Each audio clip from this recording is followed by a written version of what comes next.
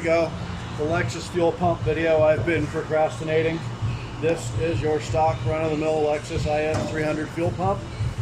We have already replaced the stock pump unit inside with a 340 liter per hour pump, but now it's time to show you how to do the return line with your stock assembly.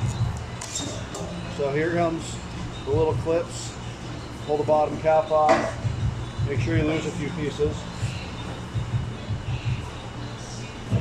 Then this right here is your fuel pressure regulator. So once that clip is off, the fuel pressure regulator, you got to unclip this. This is the most important part. This is your siphon pump. This siphons your fuel from the other side of the tank because you have a drive line going through the center of the tank, making the fuel on that side stagnant. It won't reach the pump unless you have a way to siphon it. So your return line from the factory comes out right here and runs through this pump, and it pumps out there while using this to siphon and create a suction here and pull fuel from the other side of the tank. If you don't do this part of it, your car will still run, but you will effectively have about a 7-gallon gas tank. So pay attention on this part. Right here is the first part.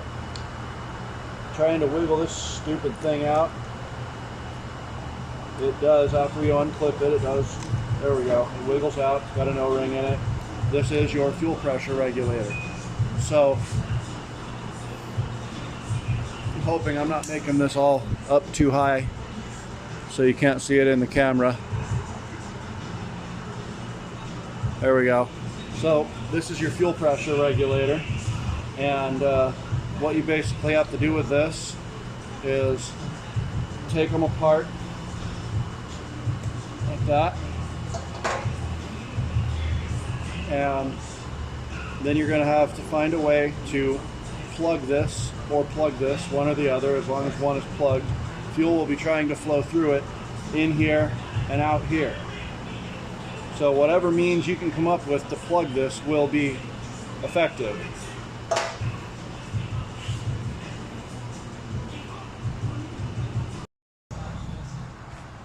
So since I am just that kind of guy that knows what I can get away with and how janky it can actually be and still work, what I have here is a American 1/4 thread bolt that has a lot of corrosion on it. It probably came from an AC or something, I don't know. But we're going to take this little Chinese O-ring here and we're going to jank this thing together real quick. Let me make sure I've got the right wrench for the job.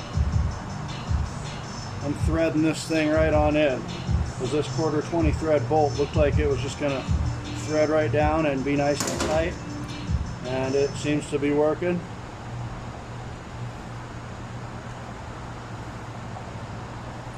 Thread it all the way in. I got an extra O-ring there for whatever reason. I don't really think it'll be necessary, but it's there. So now all you got to do is throw this back together. It is kind of a tight fit.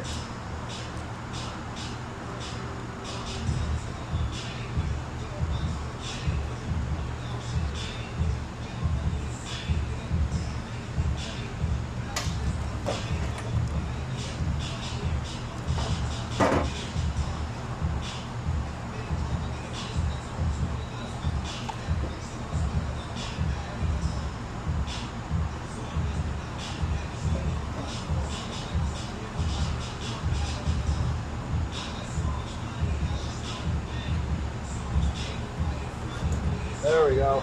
Now it's in. We have success. All right, so that's it. That's the main part of it right there. It's all the way in now. And I pinched the O-ring.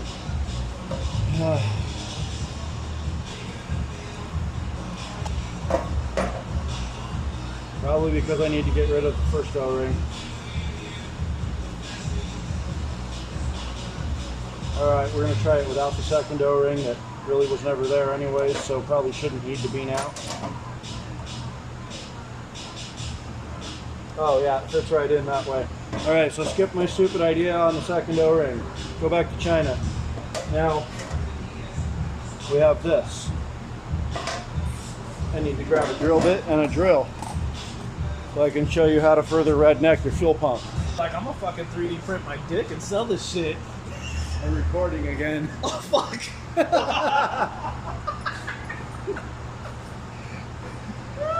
All right, so now that we're talking about that, let me grab the tower drill.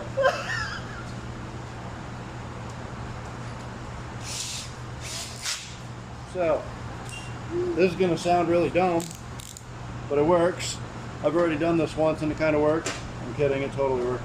But right here, this is where you want to drill your hole. It needs to fall in a spot where you can access it through this hole. You see it? So it needs to go to that hole. Basically, it needs to line right up with it, which is going to be right here. Woo, this drill bit's bent. I guess I got to drill slower. There we are. Alright, made the hole. Since I feel like being fancy today, we're going to use a tap too. Normally I just ram a plastic fitting in there, or I ram a pipe thread fitting in there because it's plastic and it'll make its own threads, but I feel like being fancy today. So all we need to do with this is start it straight and make some, that didn't start very straight, did it? We need to make some usable threads so that the pipe thread fitting can actually go in.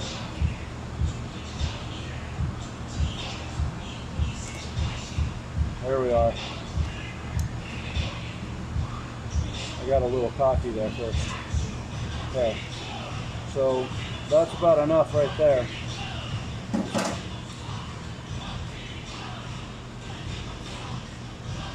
Now we've made fittings, or we have made threads for a fitting.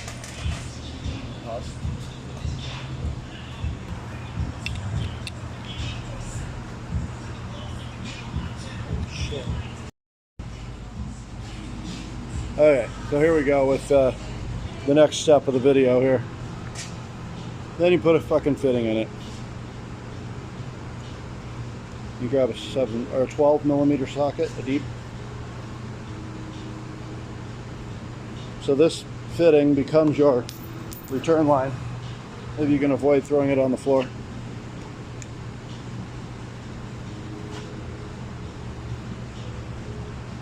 All right, I'm that'll just gonna work. do the helicopter.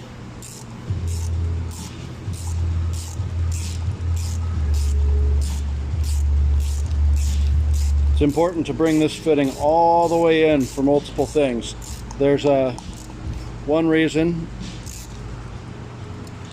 It should go pretty tight, but obviously if you keep turning too much, you're just going to strip your threads out and fuck yourself, so don't do that.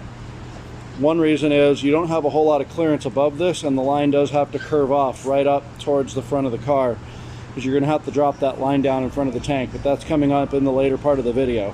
The other reason is on the bottom side of it, down in here, you're going to have to hook a hose to that to run to your siphon device in order to be able to utilize your whole tank after you do this hack.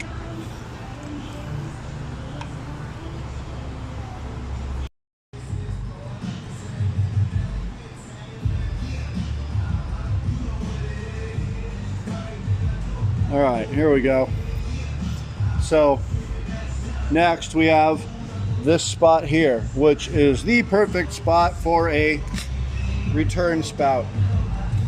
Making your feed line stay intact. You don't have to pull your intake off, and you get to stick with your original fuel line, supply line. You just add your return here. First, you got to drill. This is the part that's nerve-wracking and most people hate it, but it's what's got to be done.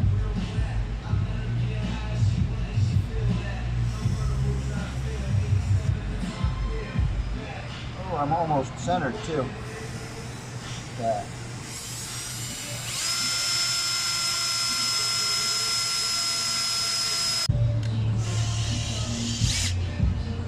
in, now it doesn't want to come out.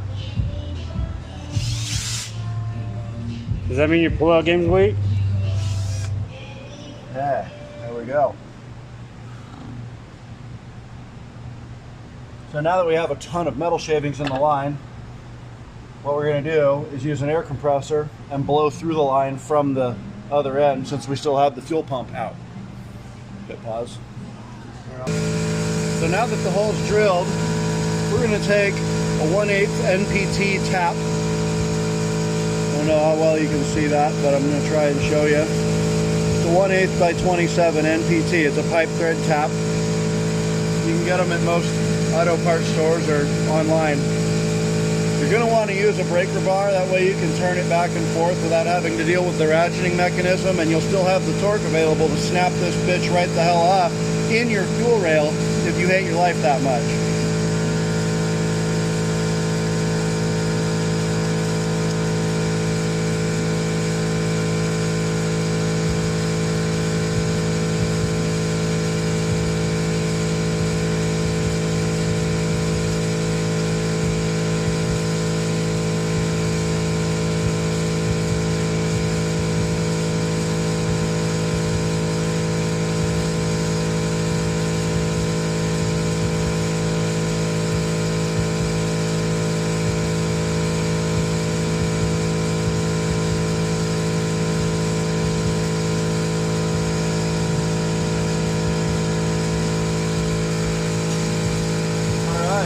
Got some good threads now.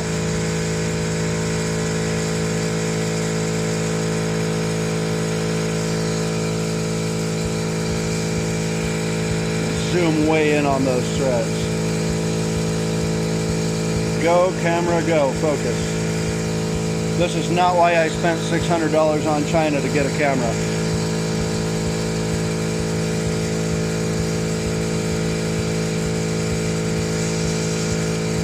Alright, well, the camera's not going to focus, but I guarantee you there are threads there.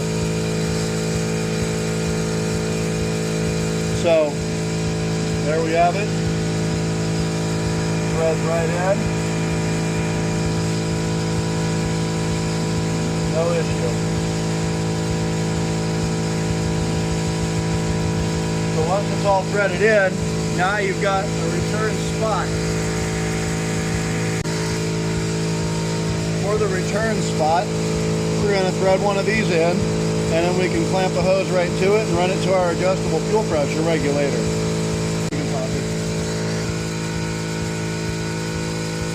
So now what we're going to do is, since the fuel pump's already out, we're going to hook the air nozzle up, which is why the compressor's been making noise for this last portion of the video. We're going to blow right through the fuel line at the pump. There we go. Old faithful. There goes the gasoline everywhere. Who's got a lighter? That should be good, Joe. Thank you. Now, we got to put some goop on this thing so I can thread it in. Where's the goop at? Be sure to use some form of thread sealer goo or thread tape like normal people. Of course, I don't have any thread tape. Hell, I don't even have new fittings, so work with me here.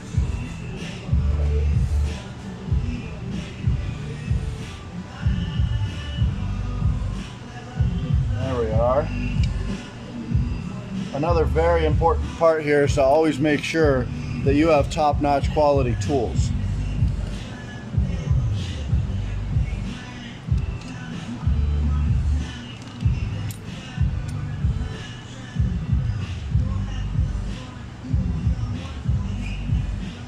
The last thing you want to deal with is a fuel leak or some cheap piece of crap snap-on wrench breaking on you.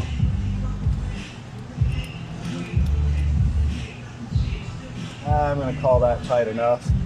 If she turns into a squirter, we'll tighten it more until the fuel rail cracks. So here we are, fully hooked up. This line here becomes the return line from the fuel rail, and that wraps around and it goes to what's now the bottom side of the regulator. This is your vacuum line here, and that is the return back to the tank. So what we did here, we secured it and ran it down under the car. Then, under the car, we routed it up underneath the plastic that you see here. It's just bolts to remove that plastic. Then, all the way back here, it goes up in that plastic to where it goes up in front of the tank, which you probably can't even see from here.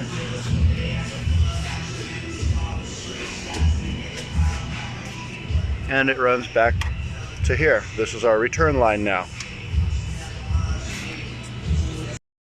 And we're back. Oh. Do we have a fucking... A hose clamp? Yeah. A clamp and a jiggy? Yeah. Up on the valve cover. Ow. That was my head.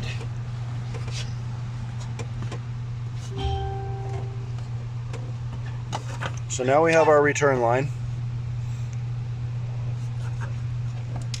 And we can return the fuel pump to stock operating location and efficiency and all that good stuff.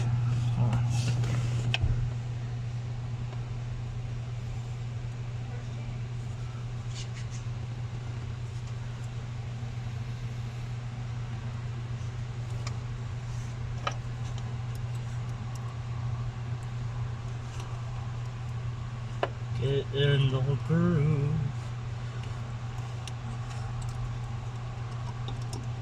Start freaking.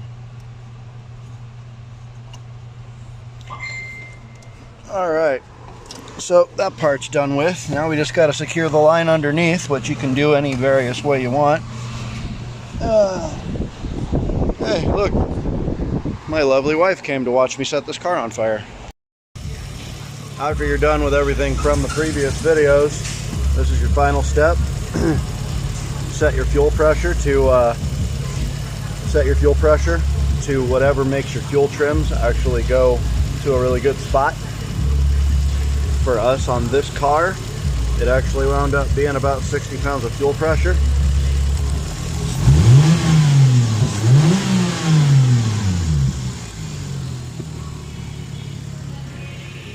And go boost.